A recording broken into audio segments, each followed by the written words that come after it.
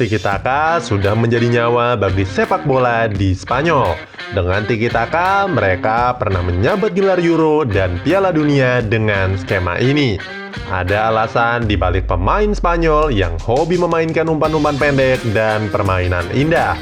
Sebuah teknik yang tidak semua negara bisa melakukannya. Cetak Gol akan merangkum alasan kenapa Spanyol terkenal dengan Tiki Taka.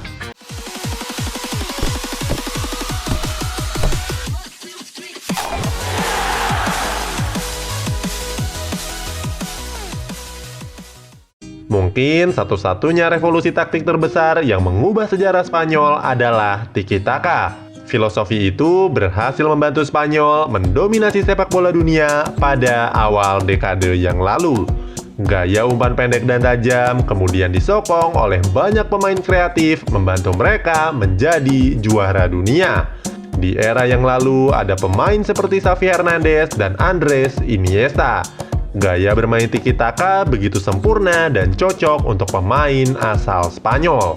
Apa yang menjadi alasan bahwa Spanyol mengandalkan gaya bermain Tiki Taka? Cetak Gol akan mengulas alasan Tiki Taka begitu melekat pada Spanyol. Penjelasan singkat Tiki Taka. Ayo kita bahas sedikit mengenai Tiki Taka.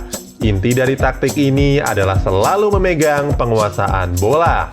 Idenya adalah supaya tim memonopoli pergerakan bola sepanjang pertandingan, menggunakan keunggulan teknis dan fleksibilitas posisi pemain untuk mengatasi tim lawan.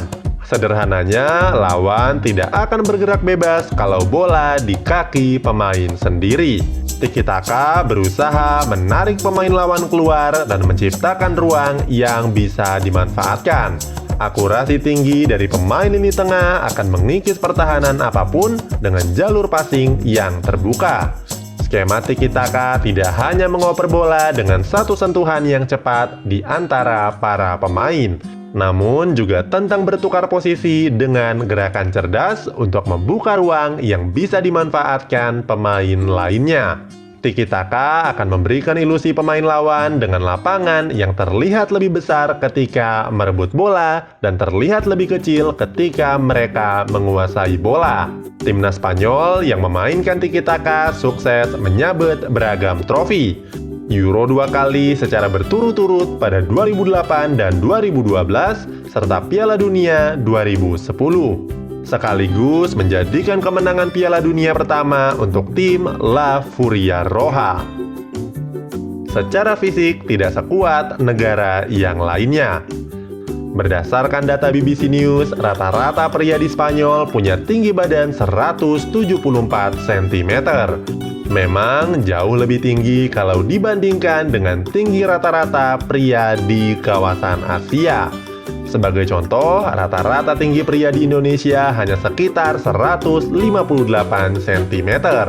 Beda cerita kalau dibandingkan dengan negara-negara di Eropa. Italia misalnya, punya rata-rata tinggi 177 cm, kemudian ada Jerman yang punya rata-rata tinggi 178 cm. Sementara Belanda jadi yang paling tinggi dengan rata-rata mencapai 183 cm. Bayangkan kalau Spanyol harus bertanding melawan Belanda. Dengan selisih tinggi yang cukup signifikan, Belanda jelas lebih unggul soal urusan fisik. Keduanya bisa sama-sama melatih kekuatan otot, namun pemain Spanyol akan lebih sulit kalau duel udara. Sekali lagi kami sampaikan kalau rata-rata tinggi berbeda dengan tinggi orang per orang. Dengan rata-rata tinggi yang di bawah negara-negara Eropa lain, maka sangat realistis kalau Spanyol menjadi lebih fokus mengandalkan Tiki Takanya. Menghindari benturan fisik.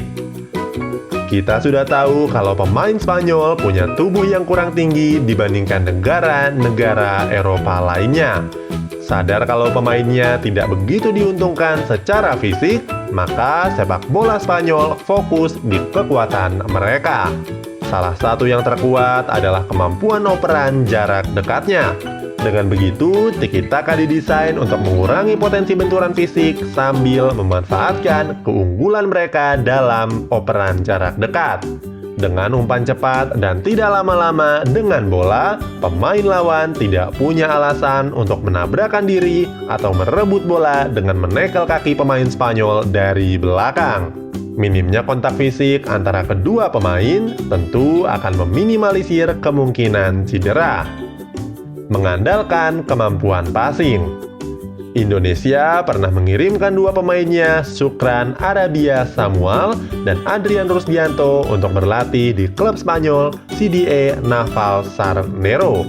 Keduanya berangkat ke Spanyol pada 2017 setelah mendapat beasiswa 3 tahun di Akademi Navalcarnero.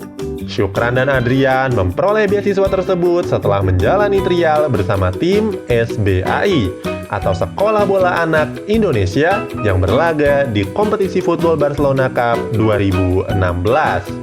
Keduanya menceritakan pengalaman dalam berlatih di Akademi Navalcarnero. Syukran dan Adrian sepakat bahwa sepak bola Spanyol memang mengutamakan kemampuan passing di atas segalanya. Dalam video pelatihan Barcelona dan timnas Spanyol, para pemain berlatih untuk menjauhkan bola dari pemain lawan hanya dengan satu sentuhan. Mungkin terlihat sepele, namun ini adalah sesuatu yang sangat sulit dan belum tentu bisa dilakukan oleh tim-tim lainnya.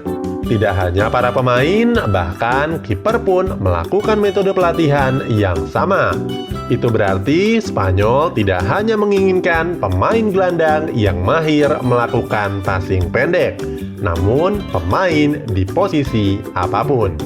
Sebab tiki-taka bukanlah taktik yang sempurna. Meskipun diuntungkan kalau menghadapi pemain yang bertipe tukang tackle, namun teknik tiki-taka juga menguntungkan pemain lawan yang mahir dalam intercept. Kultur sepak bola Spanyol dengan kemampuan passing. Media desfootballtimes.co melansir kalau Spanyol punya banyak ruang yang disediakan untuk fasilitas sepak bola. Bahkan di kota-kota besar Spanyol seperti Madrid, hampir setiap sudut jalan besar terdapat lapangan yang bisa digunakan. Hal ini menciptakan lebih banyak kesempatan bagi anak-anak untuk berpartisipasi dalam futsal ataupun sepak bola jalanan. Dalam sepak bola jalanan, kontrol bagus, passing presisi adalah hal yang terpenting. Kalau tidak punya keduanya, akan sulit dipercayai oleh tim lawan. Dampaknya, kemampuan passing seakan menjadi elemen yang melekat dalam sepak bola Spanyol. Itulah sejumlah alasan kenapa Spanyol mengandalkan tiki-taka dalam sepak bola. Dari alasan tersebut, wajar kalau Spanyol banyak melahirkan pemain kreatif yang punya kemampuan passing yang luar biasa. Tentu saja ini adalah pendapat kami. Boleh setuju, boleh tidak. Like kalau pendapat kami masuk akal, komentar kalau punya pendapat yang lain.